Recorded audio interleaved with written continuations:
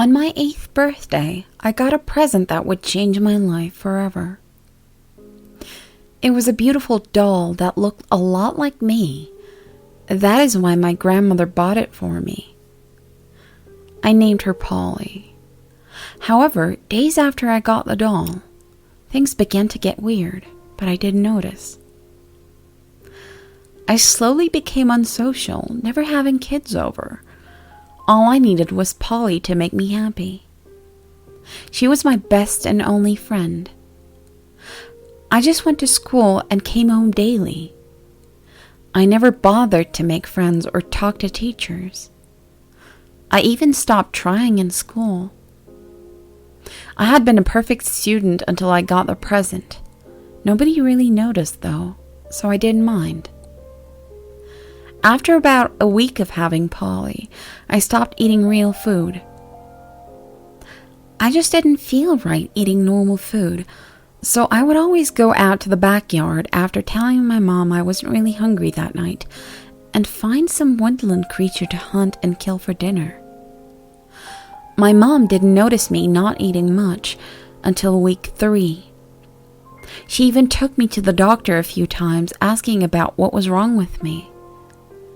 The doctor always had the same answer. I was at a healthy weight and not sick. After our 3rd visit to Dr. Cortez, my mom decided I was fine and just going through a stage, as she called it.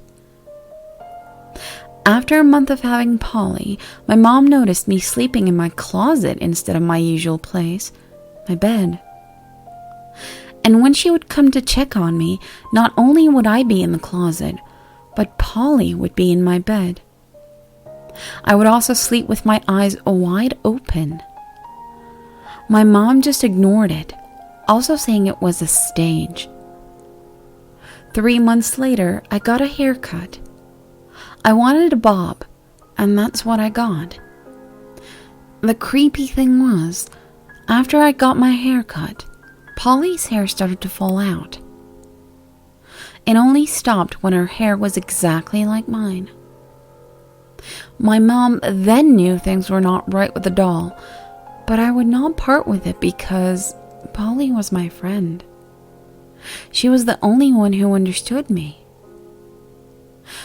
My mom also told me that when she was about to fall asleep, she would find Polly right next to her bed.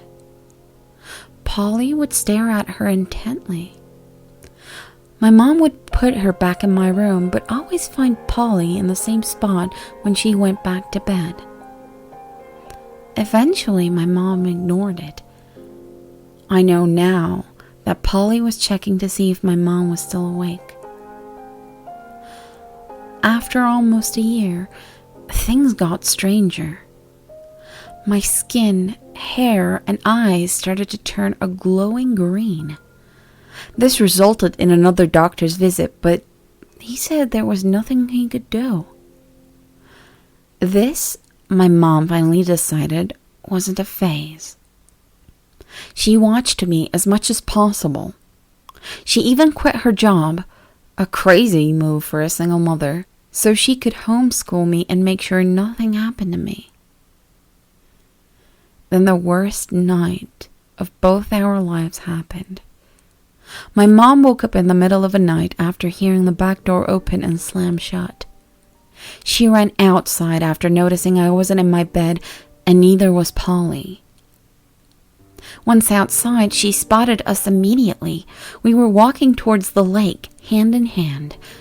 She ran after us and was almost too late. Polly was leading me into the water, clearly trying to drown me. Polly turned her head all the way around towards my mom.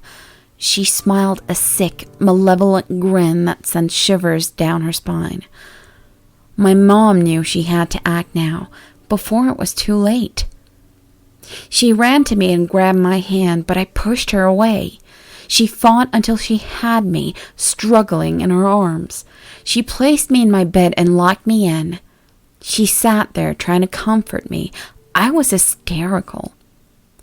Then we heard the tapping.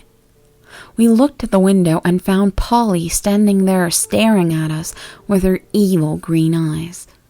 My mom opened the window and grabbed her. She ran out of my room and threw Polly in the fireplace. It was on my 10th birthday when I got the courage to ask my mom what Polly was doing and what had happened to me. She said that my grandmother got Polly for free from a woman that seemed crazy. Her daughter died days before she got rid of the doll. My mom showed me the research she did, and it turned out the previous 8 owners of the doll were all killed in various ways. The first killed was 1 year old. The second was 2 years old. The third was 3. The fourth was 4. The fifth was 5. The 6th was 6. The 7th was 7. And then there was me. I was the only one to survive. I am fine now. After much counseling and bed rest, unlike the unlucky 7 girls who came across Polly the staring Dolly, which is what my family has called her to this day.